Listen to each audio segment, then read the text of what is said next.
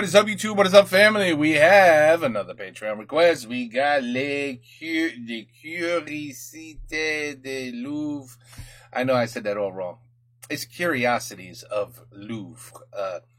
Curiosité. Curiosité de Louvre. This is like a very famous museum. My mom's gonna kill me because I know she's brought me here before. But I don't remember. I think I was too young and I didn't care. That's just being honest. Sorry, Mom. Let's go. Let's check it out. Le Louvre est le musée de tous les superlatifs. See? It's a museum. I got great memory.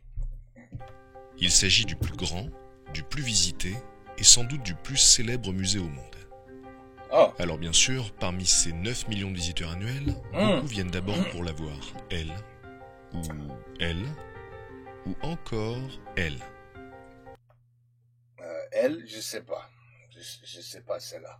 Mais à travers les kilomètres de galeries qu'offre le musée, on peut trouver quelques curiosités tout aussi intéressantes et certaines œuvres qui cachent d'étonnants secrets. Alors, si vous êtes prêts à découvrir le Louvre sous son aspect le plus insolite, suivez le guide.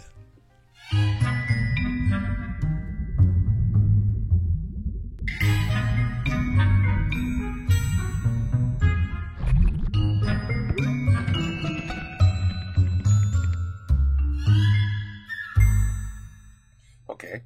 Les collections du Louvre comprennent plus de 460 000 œuvres, dont 38 000 sont en exposition.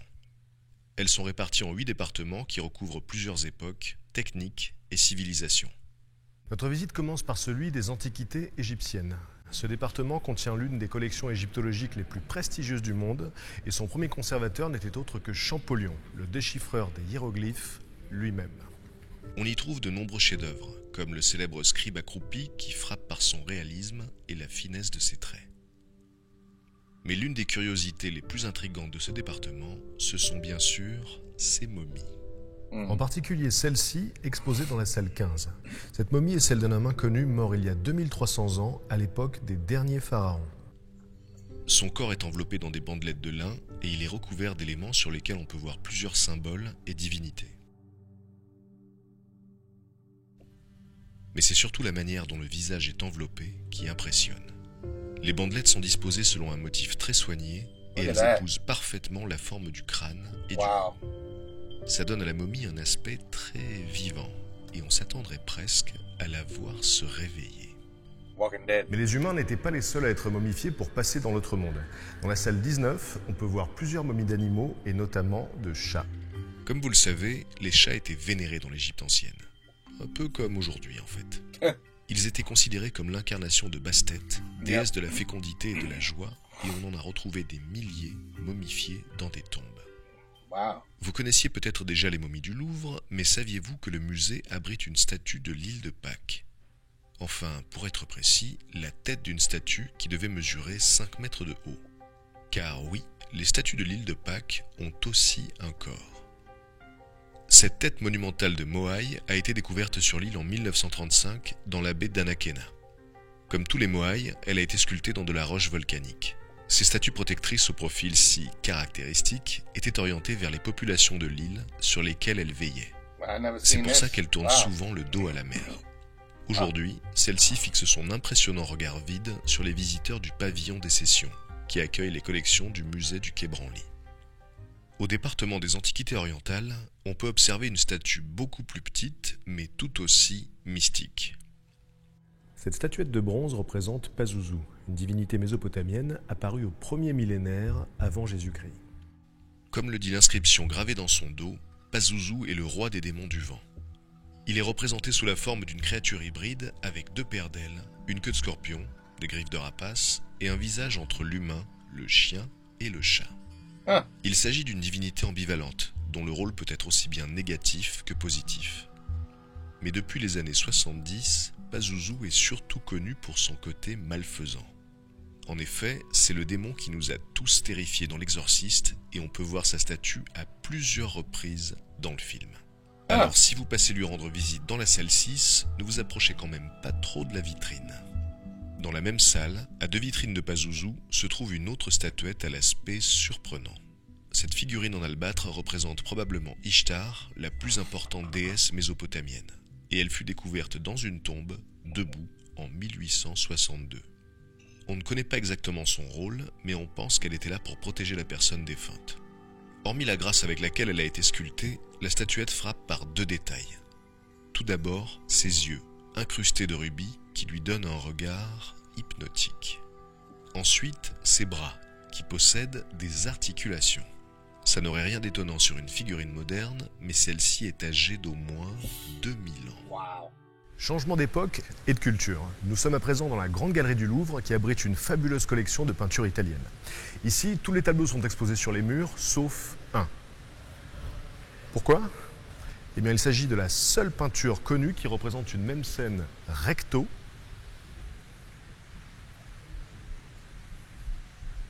et verso.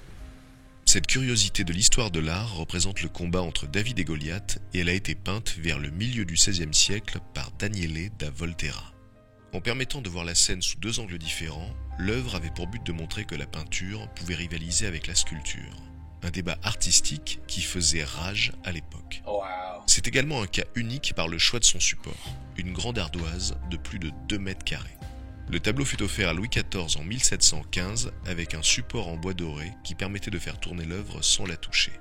Précisons enfin que vous pouvez jouer au jeu des 7 différences entre les 2 faces, puisqu'il existe quelques variantes subtiles dans les positions des personnages. That's wild. Ce combat entre David et Goliath a beau être unique, ce n'est pas la seule œuvre du musée qui s'apprécie sous 2 angles différents. Prenez cette statue qui se trouve dans la salle des Cariatides au département des Antiquités grecques. De dos, on voit une jeune femme nue lascivement étendue sur un matelas. Mais quand on fait le tour, on s'aperçoit qu'on a jugé un peu trop vite. Cette étonnante sculpture représente Hermaphrodite, fils d'Hermès, messager des dieux, et d'Aphrodite, déesse de l'amour. La mythologie grecque raconte qu'Hermaphrodite repoussa les avances de Salmacis, une naïade folle amoureuse de lui. Désespérée, elle supplia Zeus d'unir son corps et celui d'Hermaphrodite pour toujours, ce qui donna naissance à un être bisexué. Cette œuvre témoigne du goût de l'art hellénistique pour la mise en scène et l'effet de surprise est parfaitement contrôlé. À noter que le matelas a été réalisé au XVIIe siècle par le sculpteur Le Bernin, soit environ 1500 ans après la statue elle-même.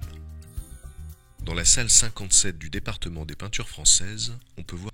I just realized. Try to sleep in that position in your bed. And let me know how your neck feels if you try to sleep in this position. I'm just saying. Oh my God. That looks so painful if you think about it. That just doesn't work. That just doesn't work. You know what I mean? Your back would be completely twisted. Anyway, interesting.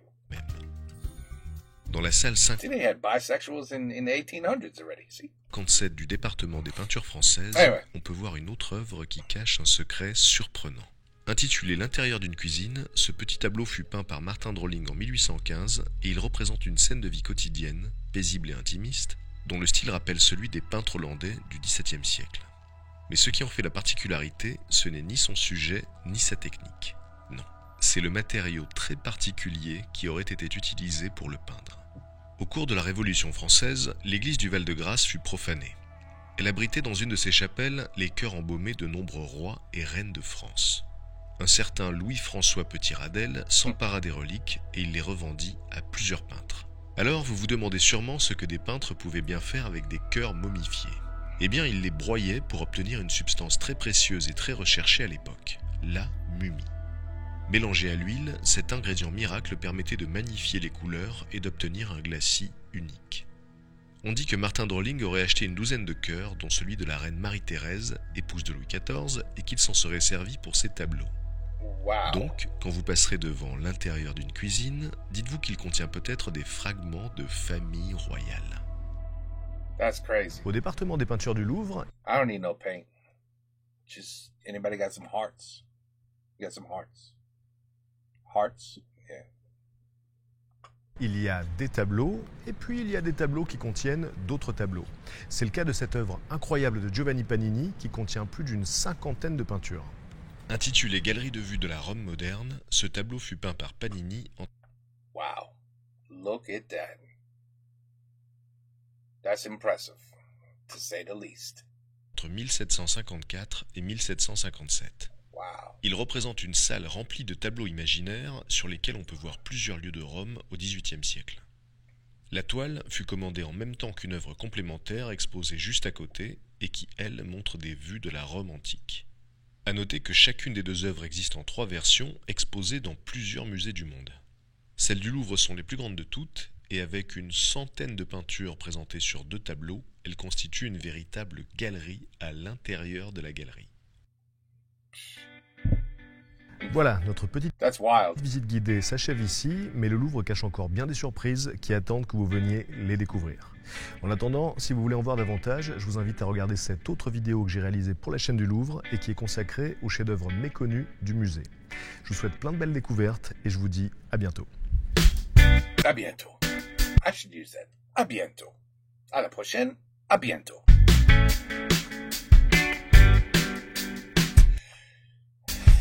It's unbelievable. It really is. When you think about our past and the amazing things people did with not even close to the amount of technology that we have today, it seems like they even did better than what's available today. And that includes carving, architecture, painting. I mean, has anybody even come close to the past? Has any painter today in the year 2025 has made anything remarkable where the whole world is stunned and like it's in a museum? Oh my God. Like, can you go to a museum like this and there's something that was painted last year and people are like, oh my God, it's absolutely incredible. It's amazing. Look at the detail. Look what, you know what I mean? It's, I don't think it exists anymore. Everything seems to be in the past. Everything that blows our minds on what humans were capable of. I mean, they're mummifying cats. And yeah, I'm not gonna lie, that picture, where was it? That was, I mean, the detail in the face was right here. Yeah, right here. Look at the lines.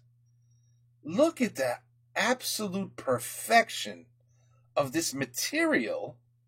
I mean, seriously, it blows your mind. It's crazy. Now, this is, there's some good stuff to see out there, that's for sure.